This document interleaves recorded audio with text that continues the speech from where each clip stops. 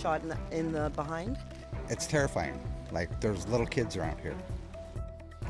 Shocking video showing suspects firing shots in an apartment hallway, hitting 5 teenagers last night. A few kilometers away, a second shooting this morning has left a man with serious injuries. Police investigating both incidents and are now trying to figure out if there is a connection. Angelina King joins us live from the scene of this morning's shooting. Angelina, after these two, Toronto's police chief announcing an extension to the project that aims to combat gun violence.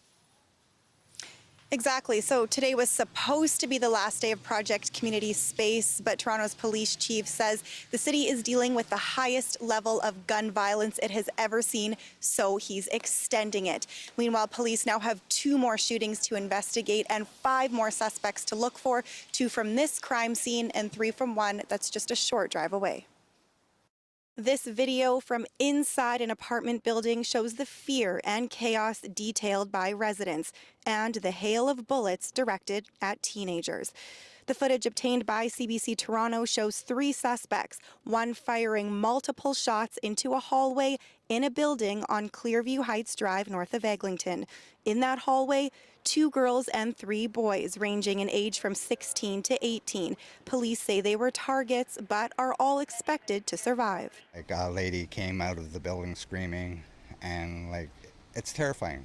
Like, there's little kids around here. Police say around 20 shots were fired at the teens. Residents say it was a group effort to help them. Police, paramedics, victims' family, and residents all working together. I just saw one young girl. She's about 17 years old. She had been shot in the behind, and I just helped her get to the ambulance. And basically, it's amazing how the whole community pulled together. Police are looking for 3 male suspects, described as being in their late teens and early 20s, who got into a black sedan. It was a targeted attack, and we know that whenever you have people that use guns in situations, there is the concern of retribution.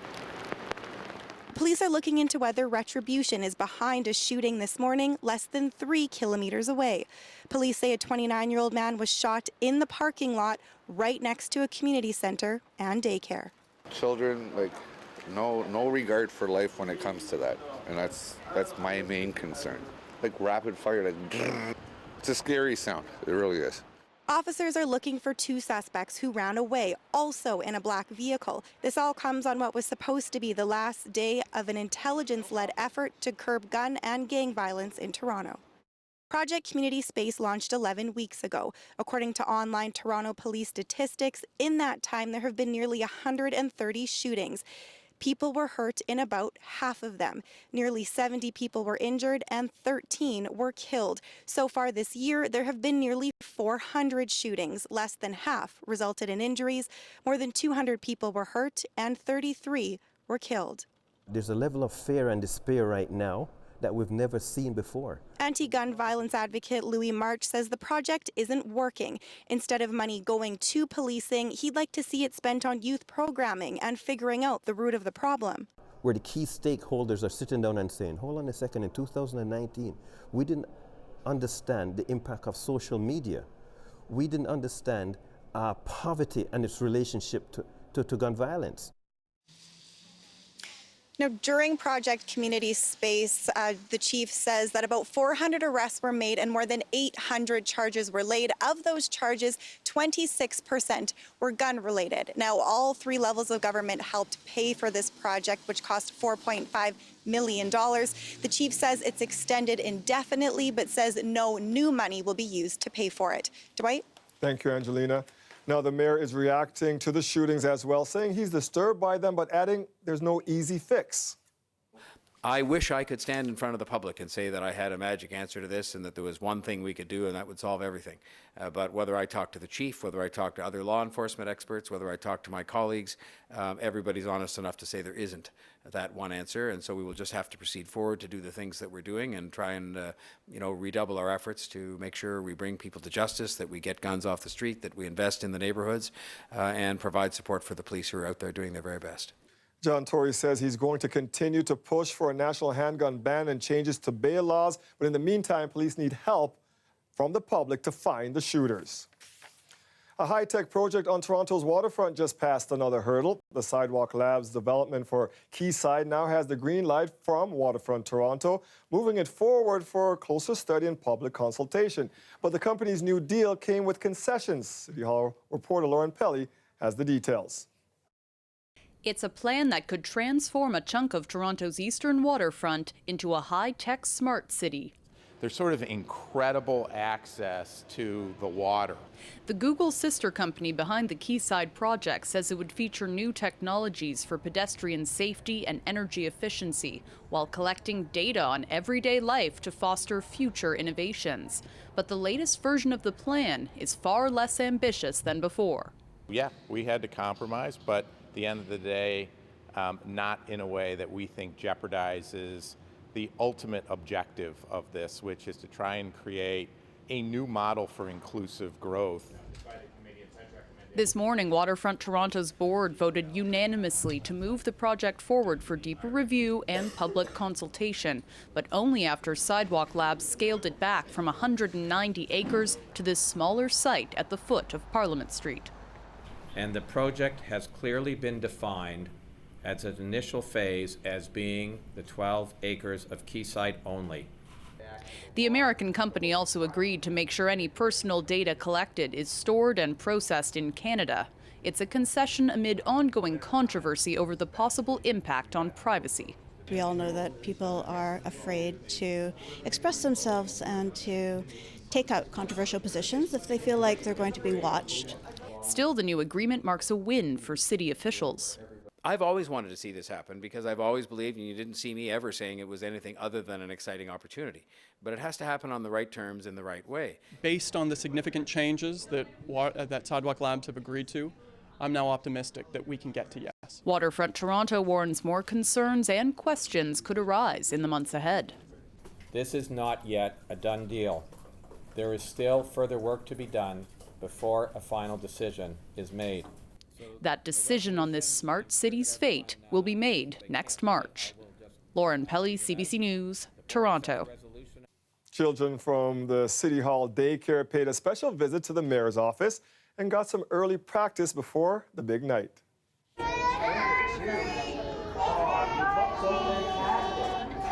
Mayor Tory handed out candy dressed as a Starfleet Admiral from Star Trek Discovery, a show that's actually filmed in our city. He also shared some advice to the young trick-or-treaters. The mayor told them to hold their parents' hands and to layer up. The children had some advice for the mayor, too. One child warned the mayor not to eat too much candy or he'll get a tummy ache. Halloween means eating lots of candy, but it also means dressing up to get those treats. Greg Ross is out there in the thick of it right now with the trick-or-treaters. And Greg, you got lots of kids hanging around you there. Do you have candy, sir? I have eaten a lot of candy since I've gotten here. I'm at this street party here on Headington Avenue near Avenue Road in Eglinton. They closed down the street here. They've been doing it every year for the last 3 years. People come from all over the city to come and go trick-or-treating here because it is such a party. Look behind me. Look at all these people. We've got some great costumes. Take a look at some of these costumes over here. We got a firefighter. Looks like Superwoman. Are you Superwoman? I'm Supergirl. Oh, sorry. Supergirl. Supergirl over here. What are you dressed up as? Dragon. A dragon over here. What are you? A tiger. A tiger. So we've got some great costumes here.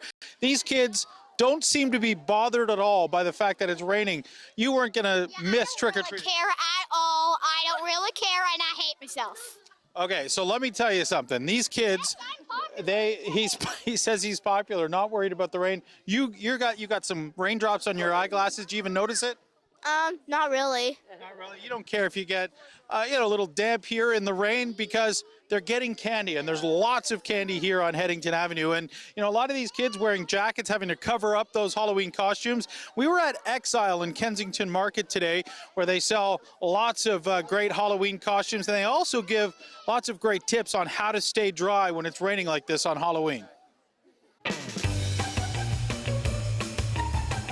Should we be worried about the rain putting a damper on things? No, nothing stops Halloween.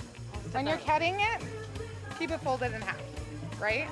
We're gonna keep it right here, and we're gonna cut just a small triangle off, right? It needs to fit over the shoulders, but it needs to pop in. So we're gonna leave about a hand's width and go through, and we're just gonna cut it down the side. And we're gonna do the same thing on the other one. I'm gonna find those holes that I cut in the side, bring them up. I'm gonna find this hole that I cut for my neck, shimmy it down. Most people bought their costumes a week ago, right? If it was gonna rain, nobody knew it was gonna be a torrential downpour. So just cover it up, right? Don't let your money go to waste. Are you dry out there? Yes. Not feeling wet at all? Nope.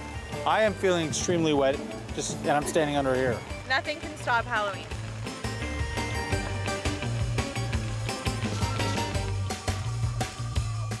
Yeah, you can do a lot of things with a garbage bag, but how about a poncho? This is Barbara Gordon. She is the organizer of this every year. You got your poncho on. What are you dressed up as? Well, I am a witch in the wet. Yeah, well, basically, that's it. A witch in the rain here, but braving this weather because this is for a good cause as well. It is. We are fundraising for sick kids through Headington Halloween. We're very close to Eglinton and Avenue Road. The blocks are all cut off. It's not raining badly, and we're getting lots of kids. We got a few hundred kids already, but please come on down. Yeah, she does a lot of great paintings that they put on all the lawns here, all over the street. The neighbors here, they all get into it. They decorate their houses to white, and as you can see, lots and lots of kids out here to get all of that yummy candy. Yeah, shout out to Barbara. Great job. The neighborhood kids are obviously there loving it. And you look like you're having some fun too, Greg. Thank you, buddy.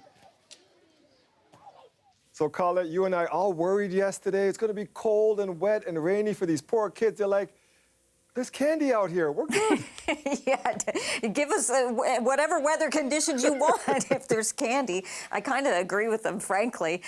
You know what? I'm encouraged, too, because I'm seeing a few pockets where, yeah, it is a little bit lighter in intensity. It seems to be moving through a little more quickly, which is great, so we can get some drier conditions for these trick-or-treat hours. But do know the special weather statement definitely in place. It has to do with the rainfall. We had just over 20 millimeters through yesterday, and then adding into that today, and that's where all told we get towards that 30 to 50 millimeters as it's ending overnight tonight and turning into maybe some light flurries. And the winds are really a big part of the story. They haven't really started yet, still coming from the northeast. Those will be ramping up. So some of those gusts, 70 to 80 kilometers an hour for most of us. But in areas where it's orange here, and that includes the city of Hamilton, by the way, this is a wind warning. And that's where some of these gusts may exceed 90 kilometers an hour. So those can be damaging winds.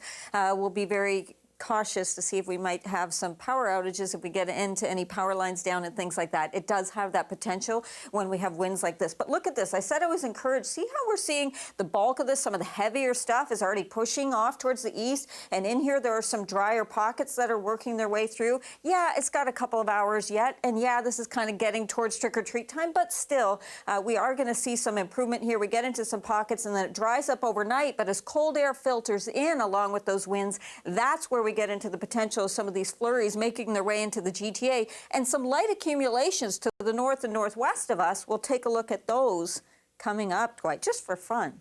Thanks, Colette. You're welcome. Some dramatic 911 calls were heard in an Oshawa court today. The calls are just some of the evidence in the trial of a Toronto police officer and his brother. They're facing assault and obstructing justice charges in the almost 3-year-old beating of Devontae Miller. Lorraine Rudakop was in court today, and a warning, some of the images in this story are disturbing. This is what Devontae Miller's eye looked like that night, shown in a police evidence photo introduced in this trial. A metal pipe around a meter long was found at the scene, on a street in Whitby near where Miller lived.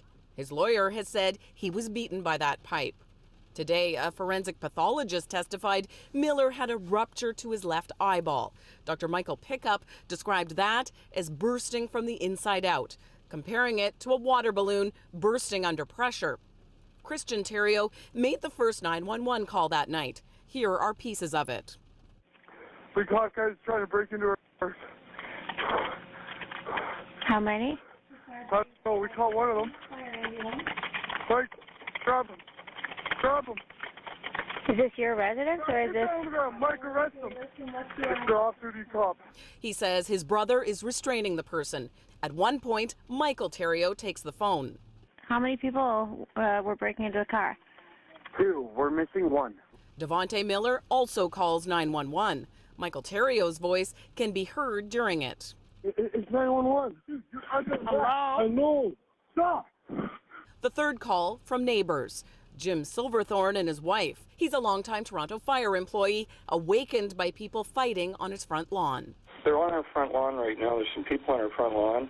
So he said the guy I thought he was going to kick our door in, but he was yelling, call 911. Among the evidence photos, blood on his front door and yard. Seriously, the one guy's got a stick. Multiple times he asks about progress of the police. The operator says this. It looks like maybe the one guy was trying to break into the other guy's car there. Well, yeah, I know, but I don't know that.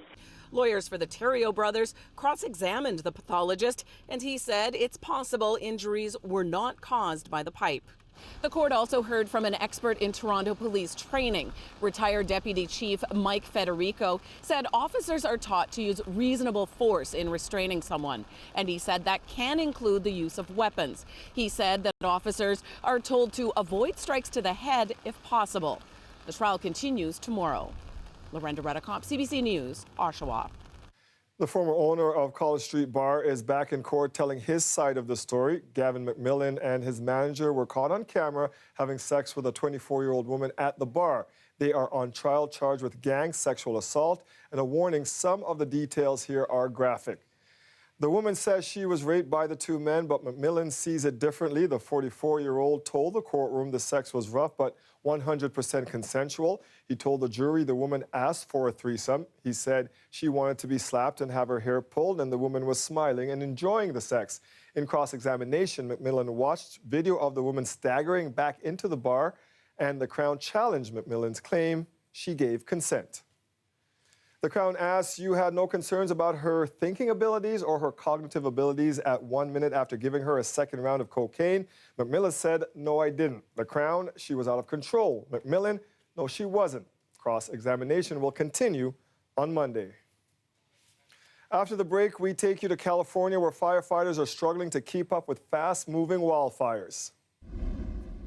If folks don't evacuate when we ask them to, it'll be very difficult to try to get them out when the fire is moving toward their homes. Several homes in San Bernardino were destroyed when a wildfire tore down a hillside and into a residential community in the middle of the night. The latest on the situation next. Plus, the resolution is adopted without objection. The motion to reconsider is laid upon the table. impeachment proceedings have been formalized against the president for the fourth time in U.S. history. Today, the inquiry was pushed into the public realm. How the vote is being received in Washington, coming up. The weather update is brought to you by Train, the most reliable heating and cooling brand. It's hard to stop a train.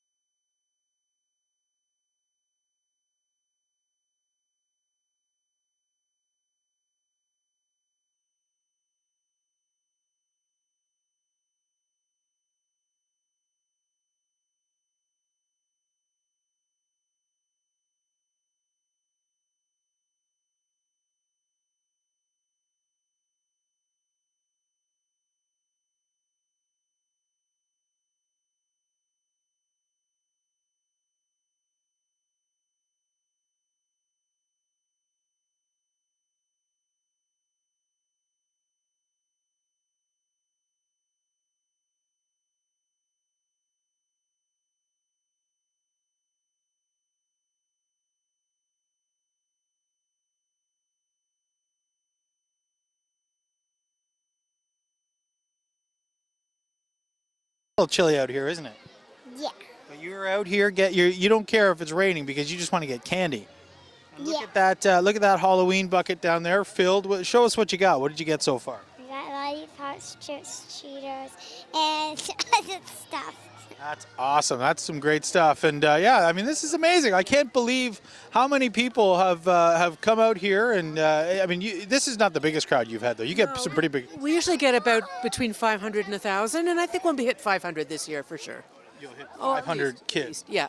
Yeah. You have candy for more than 500 kids. Yeah, I make the neighbors, the poor things, they all have to buy 1,500 pieces just in case. So we all gain a little weight before Christmas, unfortunately. Yeah, because you have all that candy to burn off throughout the month leading up to Christmas. But talk a little bit about the charity. This is for Sick Kids Hospital. You guys are raising money here as well. That's right. Because Halloween is such a children's-oriented event, I figured why not raise funds for a great cause that is totally focused on children and their care. And Sick Kids is brilliant. They're just such a wonderful hospital. I'm very fortunate that I haven't had to use them. Everybody who speaks to me about them has nothing but positive things to say. So yes, we've raised over $23,000 so far in the last 5 years. $23,000. You do all. Ferocious winds tearing across Southern California have whipped up at least 2 more wildfires and triggered more evacuations.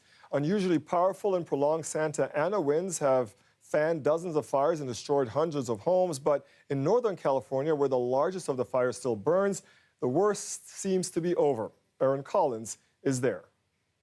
The Kincaid fire has certainly left its mark here in California's wine region, but firefighters say they have this wildfire 60% contained, and what isn't under control is in the hills far away from people's homes. That's why most of the people who had been evacuated from their homes here in Sonoma County have been given the green light to head back home. Roy Masson is one of them. His house survived this fire, but some of his neighbors weren't so lucky. The house directly behind me, it's like, 150 feet is gone. The house to the north and the south are still there, but between me and those houses, it's all burned.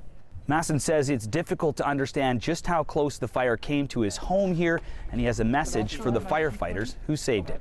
Thank you. They were doing all that, and you see what's burned. They were risking their lives to save buildings, for God's sakes. Now, it's a different story in the southern part of California, where Santa Ana winds whipped up new fires overnight east of Los Angeles. Fast-moving fires forcing residents from their homes. My neighbor here, the one that lost his house, he come banging on my door, get out, there's a fire. And I looked out my patio room door, and it was just been flames. But not everyone has left the area. Some residents are holding out, trying to save their properties and their animals. But officials in Southern California say that is a bad idea.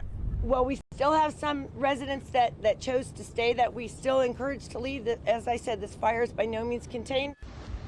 As with all wildfires, in the end, it will be the weather that determines when people can go home and if they'll have a home to return to. The weather is going to be a challenge to us today. We're still expecting 20 to 30 mile an hour winds. So in Southern California, the hope is that the winds will die down tonight. But here in the north, those hopes were realized, and people can now turn their attention to rebuilding. Aaron Collins, CBC News, Sonoma County, California. Islamic State is signaling they won't be deterred by the death of their leader. The group confirming the death of Abu Bakr al-Baghdadi in an audio release today.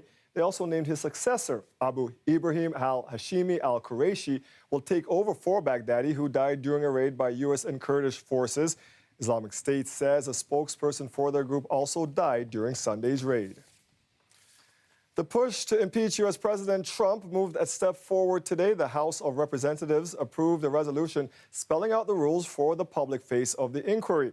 Our senior Washington editor, Lindsay Duncombe, takes us through the day's developments. Those favoring a vote by the yeas and nays will rise. The vote overwhelmingly split along party lines and passed easily, all but 2 Democrats voting in favor, a sign Speaker Nancy Pelosi's caucus is firmly behind her as the impeachment inquiry prepares to move into a more public phase. What is at stake? What is at stake in all of this is nothing less than our democracy. The central question: did Donald Trump abuse the power of his office in his dealings with Ukraine, holding back military aid to pressure that country into investigating his political rival Joe Biden and his son? For weeks now, government officials have defied White House orders and testified to lawmakers behind closed doors, their stories lining up with the initial whistleblower complaint that raised questions about Trump's July 25th phone call with President Volodymyr Zelensky of Ukraine. The motion to reconsider is laid upon the table. All Republican House members voted against the resolution today, some arguing the president did nothing wrong. We have the transcript.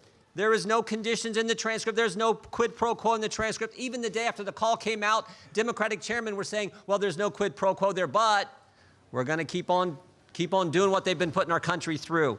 There's no timeline as to how this will all play out. Public hearings could begin in a couple of weeks, leading potentially to a vote on impeachment in the House and a trial in the Senate. That would likely spill over into January 2020, an election year.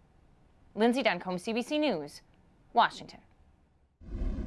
We all know how tough it is looking for a new job or going for that interview. This job fair is geared specifically to refugees. I'm Natalie Nanowski, and I'll have more on just how successful the fair was coming up.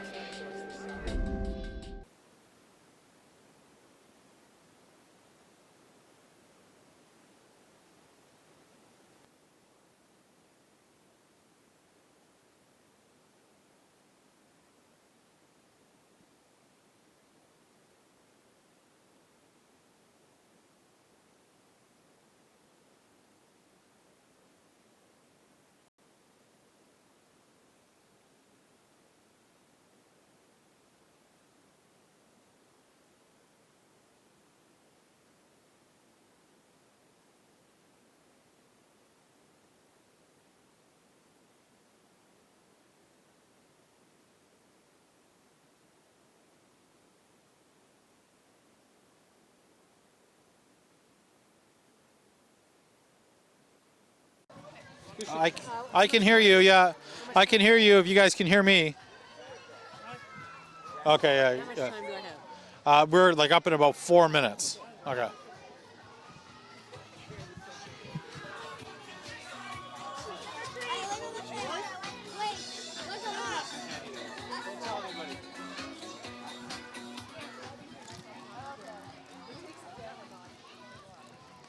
Do you want a Kit Kat?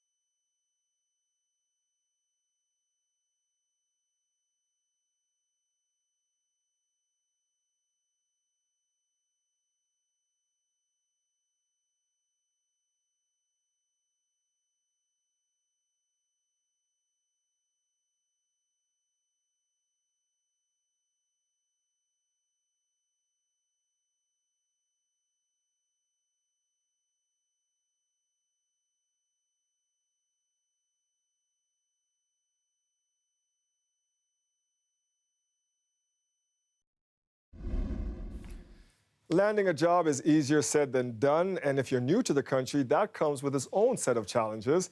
Now some Toronto organizations are banding together to help refugees and immigrants get into the job market. Natalie Nanowski explains. For months, Miriam Ajuya was handing out her resume, always getting the same response. They said, okay, you just came to Canada, you don't have any experience at all.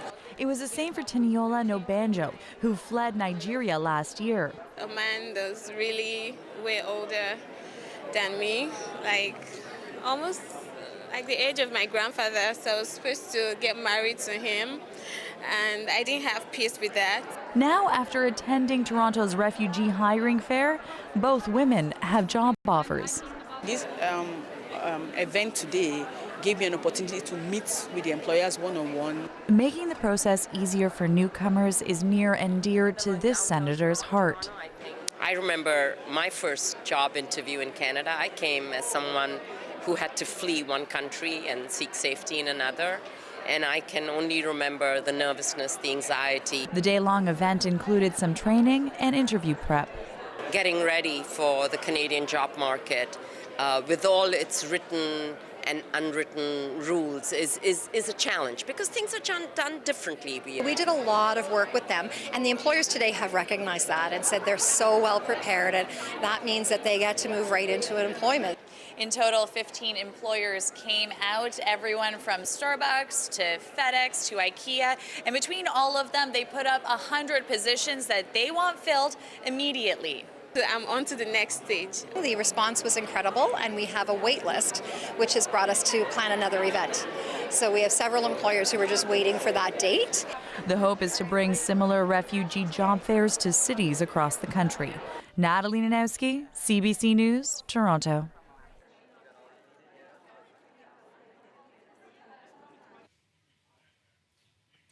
All right, we were going to go check on Greg Ross because he's out there having all the candy, but we've decided to go to Colette first. We were worried about all these trick-or-treaters, but Colette, it looks like it's going great out there.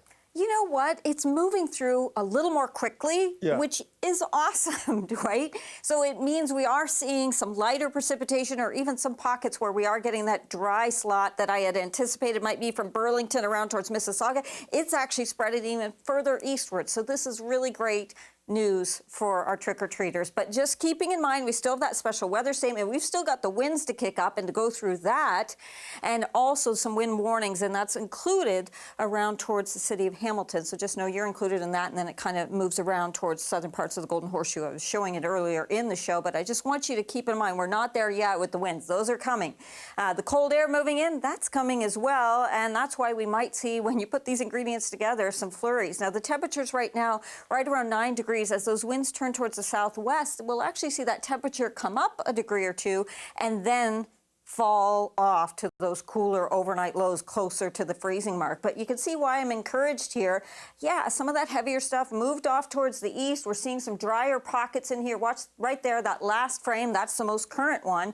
And then as this all moves through overnight, it does, as we get past midnight, start to taper off, but a little moisture left behind means a few centimeters of snow possible up towards Barrie area and some flurries all the way down towards the GTA, and more significant accumulations up into the Huntsville area and even Parry Sound. You may see 5 or approaching 10 centimeters in some cases, but these are those winds. So here we go through the overnight hours. Some of the strongest winds coming overnight and into tomorrow morning, gusts of 70, 80, in some cases possibly even 90 kilometers an hour, especially in the wind warning areas.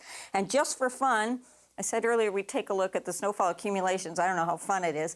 This particular model, Canadian model, wants to give a centimeter to Hamilton.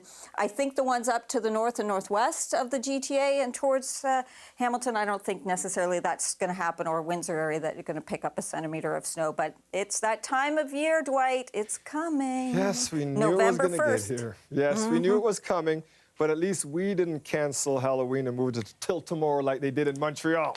Yeah, for once, Toronto's the hardy, Thank you. We're the hardy folks. Thank you. It's about time. And by the way, I'll have the 5-day forecast. We'll show it at the end of the show, Dwight. Thank you, Colette. You're welcome. All right, so the trick-or-treaters are out there. They've been hitting the streets all evening, and maybe windy, but that hasn't stopped them. Let's head back to Greg Ross, who is partaking in the fun. So how's it going, Greg? Well, you know, we were talking about that rain all day. We were talking about whether we should postpone Halloween. It's not raining at all right now where I am. It's still wet on the streets, but no rain coming down. Kids aren't having to cover up with those rain ponchos and those rain jackets. And we've taken all the kids off the street. Still lots of people trick-or-treating around here. We've gathered a bunch of them up over here. Look how many kids we've got over here, excited about the fact that the rain has held off so they can come out here. They can get their bags here filled with candy. What do you have in your bag? You gonna show us what you got in there? I have a lot of candy. You're just getting started. You got a long way to go, don't you? Yes, I do. Yes, you do. But the good thing is it's not raining out here, so you can walk around and be dry, and you can show off that great costume that you're wearing. Thank you. What are you dressed up as? You got your hat there? I'm dressed up as Jessie from Toy Story. Oh, that's awesome. Well, put the hat on. Let's see what you look like with the hat on. What do we have over here? You look like you are Buzz Lightyear. You're also from Toy Story. And what do you got? He's going to show us what he's got in his. What do you got? Oh, he's got lots of candy in there too. He's yeah, that looks great. So what else do we have? What other costumes do we have? You are Pennywise. Yep. Pennywise the clown. Yep. So we've got some scary costumes here as well. We've got looks like Venom over there. That's a pretty good costume. Venom not talking today. Venom's got nothing to say. Barbara Gordon's over there. Everybody seems to be having a good time. The streets are packed. There's hundreds of kids here, and the rain not a problem at all. Where's your costume, Greg? Are you a CBC reporter with that CBC hat on? Yeah, I'm pretending to be a reporter, I guess. I'm pretending to be a reporter in a hurricane with my hat on and my rain jacket. All right, I like it. Go find a pole to hang on to and pretend you're being blown away. Thanks, Greg. Delgado gets it clear. Toronto FC are Eastern Conference champions. Just can't win in Toronto, can you? Toronto FC is going to the MLS Cup. The team edged out Atlanta 2-1 in the Eastern Conference final last night. They'll be heading to the West Coast to face the Seattle Sounders on November 10th. This is TFC's third Cup appearance in the last 4 years against the familiar foe. In 2016, the Reds lost in penalties to Seattle, but came back in 2017 to win it all. Cannabis edibles are expected to hit the stores in December, but some people who use medical marijuana don't plan on biting into that part of the market just yet. Jason Vio tells us why. So the first step in making edibles is that you have to decarb your cannabis. This is Patsy Kopis making her bi-weekly batch of pot-infused gummies and cannabis-coated chocolate-covered strawberries. And she doesn't plan on stopping, even when edibles hit the legal market in mid-December. That's because the government has capped the amount of THC to 10 milligrams in each package of treats like these. I think 10 milligrams, if for recreational, may be okay. But for a lot of the people that I talk into cannabis groups who have very serious conditions, 10 milligram isn't enough for them. For a person who has to take more of a higher dosage, that would be so expensive for them. They couldn't even afford it. So then all I would do is I would get this and I'd put it inside the magic butter machine. So she's taught herself how to make cannabis edibles from scratch to help with her MS and arthritis.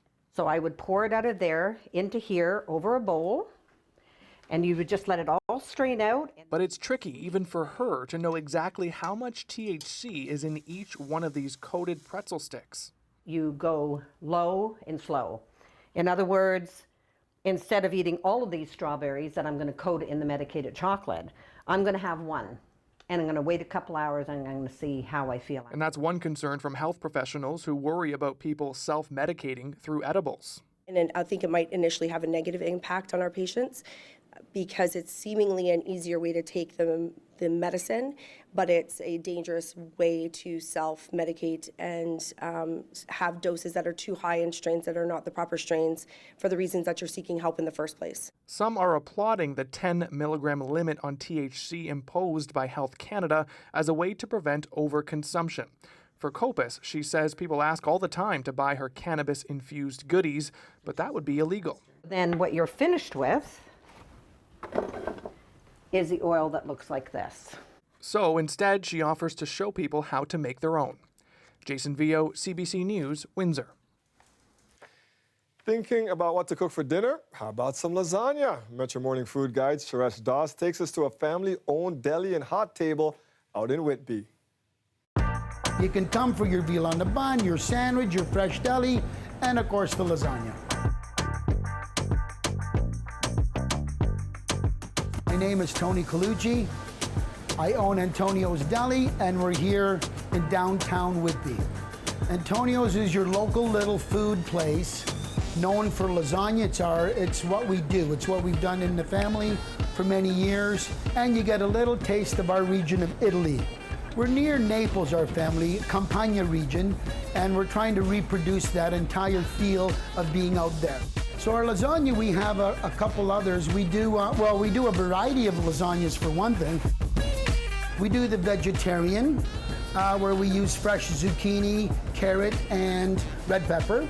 We also offer fresh roasted chicken breast lasagna instead of ground beef for some of the people that can't do the ground beef. Who's ready for Halloween? We are. It's pretty much always Halloween at this prosthetics effects studio. We'll give you a tour and show you how limbs like this are made. Stay with us.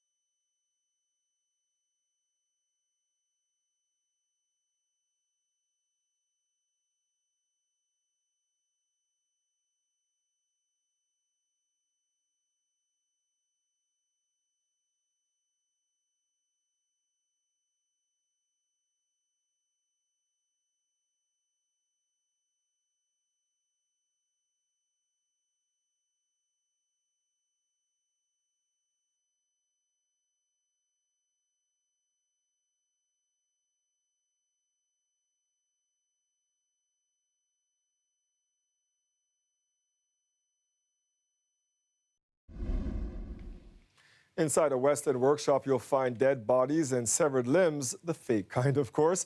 A special effects studio is keeping busy making props for TV shows and movies that might make your stomach turn. As Talia Ricci tells us, what they're making is so realistic, they've actually had the police called on them twice. If you come through here, you're going to see a lot of monsters, creatures. You're going to see a lot of dead bodies. We do a lot of surgery shows, things like that. Here you're going to see organs, guts, that right there, and that's a gut mat. You want to see that? Yeah, let's go see the gut mat.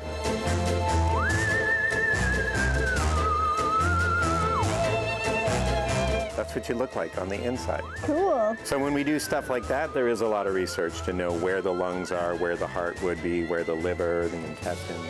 And we can bend them into position if we have to. Once we have all the pieces together, it's almost like a puzzle. What are some of the shows or movies that you've worked on? Here we've done everything from The Handmaid's Tale, The Expanse, Umbrella Academy, and many others. Can you tell me a bit about the times that people kind of misunderstood what you do here? Twice this year we've had tactical police called because we were moving some of our dead bodies and cadavers and stuff in body bags to our storage unit. Just the most recent time, somebody from a mobile app company called the police because they saw a bunch of severed body parts and limbs and stuff and mummies on the ground. He saw right away what was going on and what we do. He saw, creature heads, and so he called off the other 4 police officers that were on their way. So do people call you and they're like, hey, we need a face that's been shot in the cheek?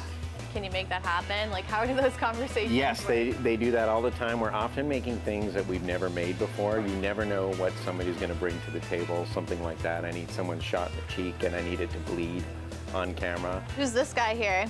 This is a head from the Umbrella Academy, and we made this head because in the scene, they had to pull out this guy's eyeball.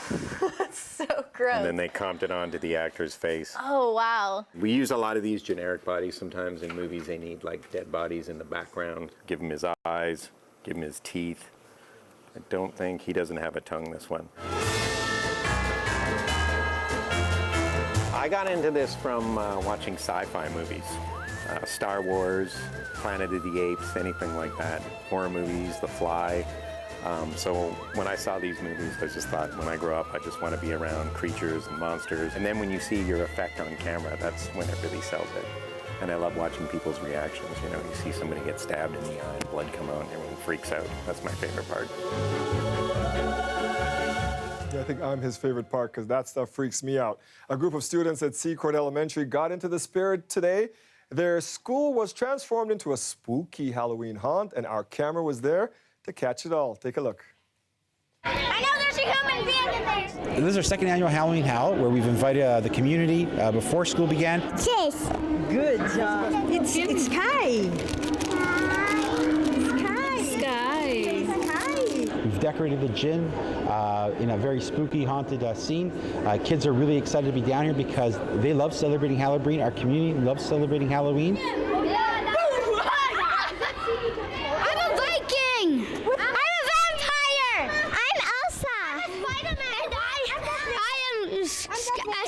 I'm just gonna be myself. Marshmallow. Marshmallow. What are you dressed up as? A vampire. Guys, what's the best part of Halloween? The candy. It's the scary part. It's the scary part. Yeah, and people scare you. And candy and food. Who doesn't love candy? No. Classes have been coming down. We've decorated the gym. It's been done by some dedicated student volunteers and parent volunteers. It's like a very creepy thing. They made this to scare us, but we didn't get scared. Like because they didn't put like so much things, so much scariness on this thing. So really, it wasn't that scared. Candy. Candy is the best. Yeah, candy is the best. Children should be out trick-or-treating because you're only young once. Judgment from other parents that don't understand is one of the hardest things to deal with. Don't go side to side. You may notice some blue pumpkins tonight. It's part of a social media campaign to signify kids and teens with autism out trick-or-treating. But Autism Canada isn't fully supporting this idea. We'll tell you why next.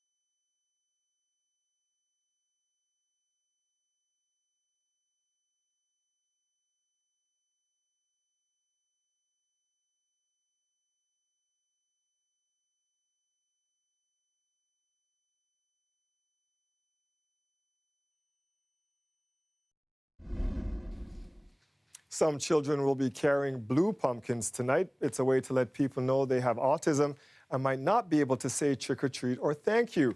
And although some parents like the idea, others feel it's labeling their children. Amar Khan explains. I will give you a piece of advice: go up and down. Don't go side to side. Stroke by stroke, 15-year-old Jacob's pumpkin is turning blue. He and his mom, Arlene Reed, decided this year he'd carry a blue pumpkin while trick-or-treating.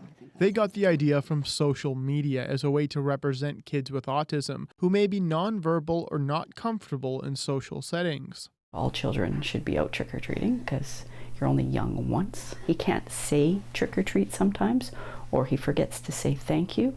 And I think the blue pumpkin will help us to identify that, hey, there's something unique about him. Reed said Jacob received negative comments last year, with people saying things like he was either too tall or wasn't interacting properly, comments which deeply affected Reed. The judgment from other parents that don't understand is one of the hardest things to deal with. This may make me cry. The rejection that we get in stores, the misunderstanding we get when we go to stores and we have issues, the rude comments we get, it's heartbreaking. While the Reeds see the value of an identifier, Autism Canada has come out against the viral movement. For example, a small tag that says, I'm not able to speak to you tonight, but happy Halloween and trick or treat. We believe that that is the more discreet option. We believe that it is not appropriate to feel obliged to identify oneself. Have you thought about what kind of face you want to paint on your pumpkin? No? A happy face? Reed understands the opposing perspective, but believes parents should decide case by case. In her home, Jacob is using a blue pumpkin, but her youngest son, Ryder, who also has autism, isn't. She hopes the blue pumpkin can spur conversations and create more acceptance. Anything we can do to help bring more awareness, and more awareness brings more understanding for those that have unique needs. While Autism Canada doesn't support the movement, it's glad the cause is being highlighted. Both Reed and Cleary feel there are bigger issues at hand like underfunding and lack of resources. But for one night, at least one teenager will feel more comfortable on Halloween. Amar Khan, CBC News, Winnipeg. Lots of children will be dressing up as their heroes tonight, but none quite like this little one. Why he decided to be Terry Fox for Halloween and why treats aren't what he's asking for when he goes door knocking. That story next.